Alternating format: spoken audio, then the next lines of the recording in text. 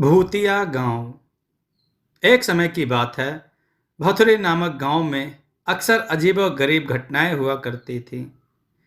गांव वालों का मानना था कि उनका भथुरी गांव श्रापित है। जब भी कोई गांव वाला गांव के जंगल में जाता तो वह जिंदा नहीं बचता। गांव का रामू किसान अपनी गाय के साथ जंगल के रास्ते होते हुए गांव जा रहा था। रामू बोला, अरे रात काफी हो गई है, मुझे जल्दी निकलना चाहिए। लेकिन यह गौरी जंगल में चरने लग गई और देर हो गई। गौरी, अब चल जल्दी से, इस जंगल में बहुत अनहोनी घटनाएं होती रहती हैं। रामू डरता हुआ अपनी गाय के साथ थोड़ा आगे बढ़ता है तो उसे पेड़ के नीचे एक बुढ़िया घूंघट ओढ़े दिखाई देती है, जो देखने में काफी डरावनी लग रही होती है। बुढ़िया हंसते हुए बोली, अच्छा तो तुम आ ही गए। अच्छा हुआ कोई तो इस जंगल में आया। बहुत दिन हो गए किसी इंसान का खून नहीं पिया। आज तो मजा आ जाएगा। शिकार खुद चलकर आया है। रामू ने कहा, कौन हो तुम? हमें जाने दो, हमको अपने गांव जाना है। यह सब सुनकर रामू बहुत डर जाता है और वहां से अपनी गाय के साथ भागने लगता है।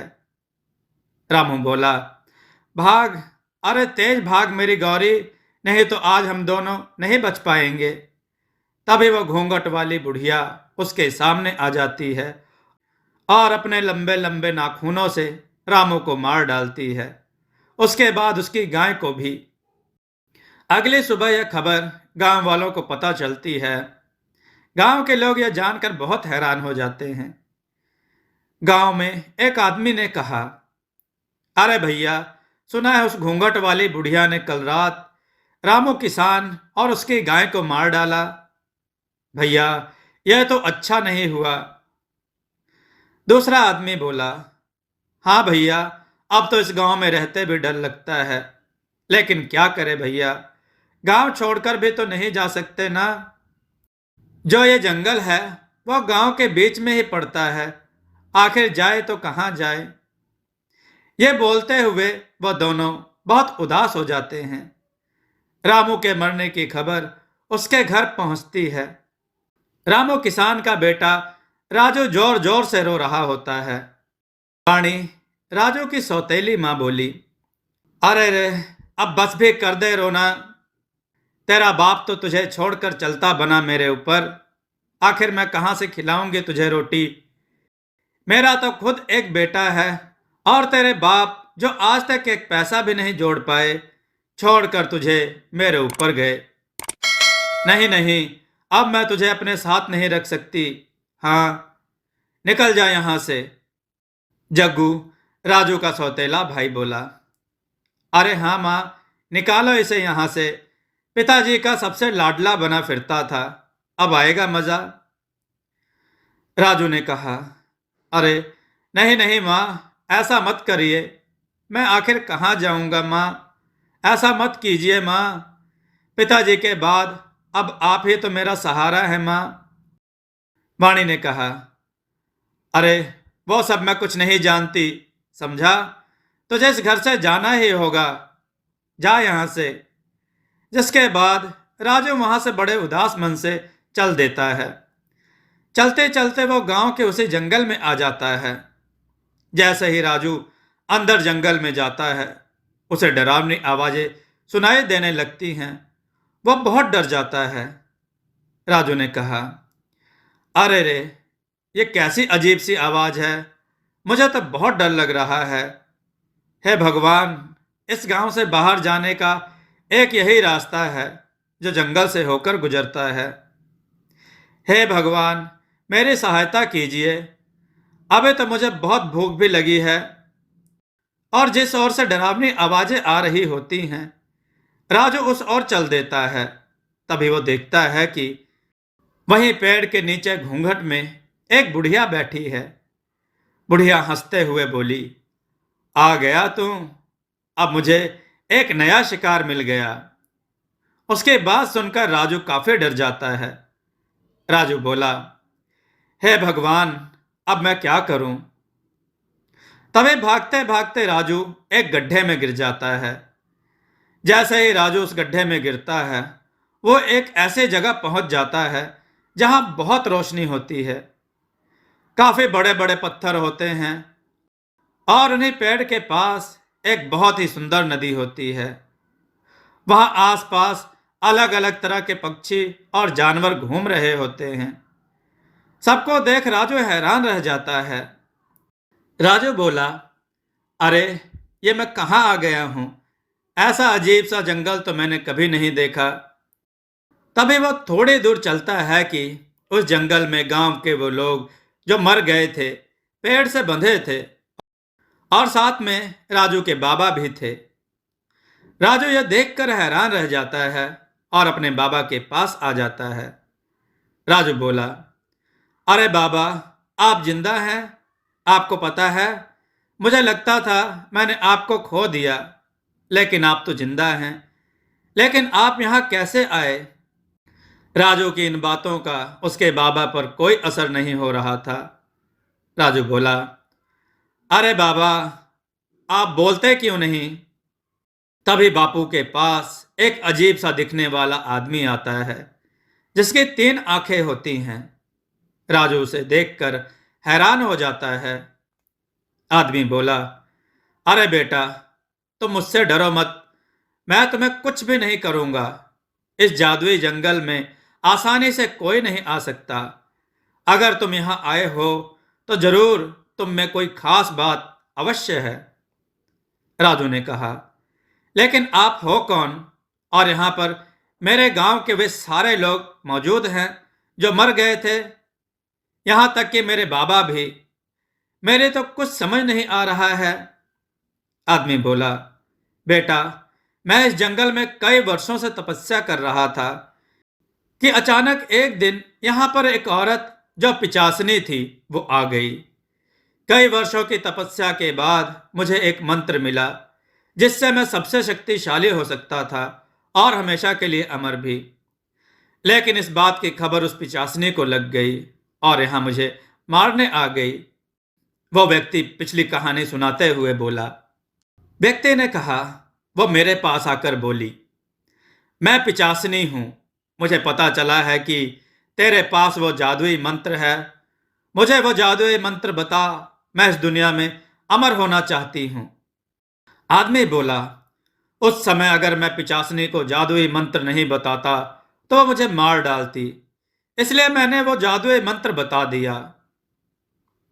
लेकिन क्योंकि वो एक पिचासनी औरत थी, इसलिए उसे अमर होने के लिए उस जादुई मंत्र के साथ साथ कुछ लोगों के खून की भी जरूरत थी, जिसका खून पीकर वो अमर हो सकती थी।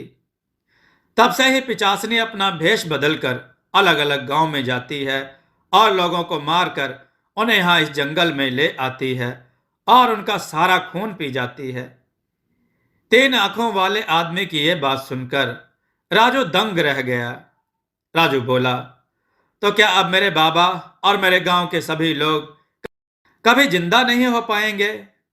आदमी बोला, बेटा, जिंदा हो सकते हैं, लेकिन इसके लिए तुम्हें एक कठिन राह से गुजरना होगा। वो घूंघट वाली औरत ही पिचासनी है जो तुम्हारे गांव के लोगों को मारा करती है। अब बस उसे कुछ ही लोगों के खून की जरूरत है, जिसके बाद वो उस जादुई मंत्र से अमर हो जाएगी। अगर ऐसा हुआ तो तुम कभी भी अपने पिता और बाकी गांव वालों को कभी जिंदा नहीं कर पाओगे। सिर्फ एक ही रास्ता है जो उस घूंघट वाली पिचासनी को अमर होने से रोक सकता है, लेकिन राह बहुत कठिन है। राजू बोला, मुझे वो राह बताए। मैं अपने बाबा और गांव वालों को फिर से जिंदा करना चाहता हूं। बताइए मुझे क्या करना होगा? तभी वो 3 आंख वाला आदमी राजू को एक जल का लोटा देता है। आदमी बोला, राजू, इस शुद्ध जल के कलश को लेकर तुम्हें उस पिचासने के पास जंगल में जाना होगा और जिस वृक्ष के नीचे वो अपने शिकार का इंतजार करती है, उसी वृक्ष के ऊपर एक उल्लू निवास करता है। उसी उल्लू में उस पिचासने के प्राण हैं। अगर उस उल्लू के ऊपर तुम इस सिद्ध जल को छिड़क दो तो उसका अंत निश्चित है। राजू बोला, आप मुझ पर भरोसा करें, मैं अपने बाबा और गांव वालों के लिए अपने प्राणों से खेल जाऊंगा। आदमी ने कहा, कलश लेकर तो तुम जाओगे, लेकिन ध्यान रहे ये कलश अगर गलती से पिचासिनी ने छू लिया तो इसकी सारी शक्ति खत्म हो जाएगी। एक बात और, ये काम तुम्हें सूर्यास्त के वक्त ही करना होगा। अगर उस पहर से पहले तुम काम ना कर पाए तो रात होते ही उल्लू वहां से उड़ जाएगा। उसके बाद उसका पता लगा पाना बहुत मुश्किल होगा। राजू बोला, आपके कही सब बातों का मैं ध्यान रखूंगा। अब आप मुझे आज्ञा दें। तुम अपने कार्य में कामयाब होकर लौटो, सभी का आशीर्वाद तुम्हारे साथ है, आदमी ने कहा। उसके बाद राजू जंगल में ठीक उसी जगह सूर्यास्त से पहले पहुंच जाता है। राजू बोला, मैं उस पिचासनी को किस तरह इस पेड़ के नीचे से हटाऊं? अगर मैं उसके सामने गया तो ये मेरे पीछे पड़ जाएगी और इस कलश को भी तोड़ना चाहेगी। हे भगवान, मेरी मदद करो। तभी राजू के सामने उसकी गाय गौरी, जिसको पिचासनी ने मार दिया है, वो आ जाती है। राजू बोला, अरे गौरी, तुम आ गई। गौरी ने कहा, हाँ राजू, मैं तुम्हारी मदद करने आई हूं। अब मैं तुम्हारा रूप लेकर पिचासनी के सामने जाऊंगी, जिससे वह मेरे पीछे भागेगी। तब तुम पीछे से जाकर उस पेड़ पर बैठे उल्लू पर इस सिद्ध जल को छिड़क देना, जिससे इस पिशाचनी का अंत हो जाएगा। राजू ने कहा, ठीक है, मैं बिल्कुल वैसा ही करूंगा।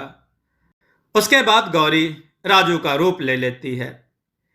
पिशाचनी के सामने जाकर गौरी बोली, इधर देखो बूढ़ी पिचासनी, आओ मेरे पास। पिचासनी ने कहा, अरे ये क्या देख रही हूं? आज मेरा शिकार मुझे खुद बुला रहा है। आज तो आनंद आ जाएगा। उस दिन तुम कहीं भाग निकले थे, आज तुम्हें कोई नहीं बचा पाएगा। राजू बोला, सूर्यास्त होने ही वाला है। यही वक्त है जब मुझे उस उल्लू पर जल छिड़क कर इस पिचासनी का अंत करना होगा। राजू झट से उस पेड़ पर चढ़ जाता है और देखता है कि एक बहुत भयानक सा उल्लू पेड़ की डाल पर बैठा हुआ है। राजू कलश का जल उस पर छिड़क देता है, जिससे उल्लू जलकर राख हो जाता है और वहीं दूसरी ओर पिचासनी गौरी के पीछे भागते हुए जलने लगती है। पिचासनी बोली, अरे ये क्या हो रहा है? मेरा शरीर कैसे जल रहा है? धोखा, मेरे साथ धोखा हुआ है। नहीं, किसी को नहीं छोड़ूंगी, बचाओ। राजू बोला, धन्यवाद ईश्वर, मैं इस पिचासनी का अंत करने में सफल हुआ। उसके खत्म होते ही राजू के बाबा और सभी गांव वाले उस 3 आंखों वाले आदमी के साथ वहां आते हैं, जिन्हें देखकर राजू बहुत खुश हो जाता है। राजू बोला, अरे बाबा, आप जिंदा हो गए। मेरे प्यारे बाबा, देखो मैं आपको अपने पास फिर से ले आया। रामू बोला, हाँ मेरे बच्चे, देख मैं तेरे पास आ गया हूं। 3 आंख वाला आदमी बोला, वाह राजू, तुम सच में एक बहुत बहादुर और साहसी हो। तुमने उस पिचासनी घूंघट वाली बुढ़िया को हमेशा के लिए मुक्त कर दिया है। अब वह बहुत दूर जा चुकी है। अब तुम्हारा गांव शापित नहीं रहा बेटा। अब किसी भी गांव वाले की मौत नहीं होगी और ये सब तुम्हारे ही कारण हुआ है। यह सुनकर वापस जिंदा हुए सारे गांव वाले भी राजू का धन्यवाद करने लगते हैं। वाणी बोली, मुझे माफ कर दो राजू, मैंने तुम्हारे साथ बहुत गलत व्यवहार किया। राजू ने कहा, मेरे मन में आपके लिए कोई कड़वाहट नहीं है मां। देखो पिताजी अब हमारे साथ हैं, अब हम सब साथ रहेंगे। बूढ़ा आदमी बोला, अरे वाह बेटा, तुमने जो हमारे लिए किया वह कोई नहीं कर सकता। तुम वाकई ही हमारे गांव के नायक हीरो हो। हम तो तुम्हें पाकर धन्य हो गए बेटा। दोस्तों, आपको यह कथा कैसी लगी, अपने विचार और सुझाव कमेंट में जरूर दें। हमारी कथाओं को लाइक करें, हमारे चैनल को सब्सक्राइब करना न भूलें। हमारी कथाओं को शेयर जरूर करें जिससे लोगों को अच्छा ज्ञान प्राप्त हो। जय श्री राम भक्तों।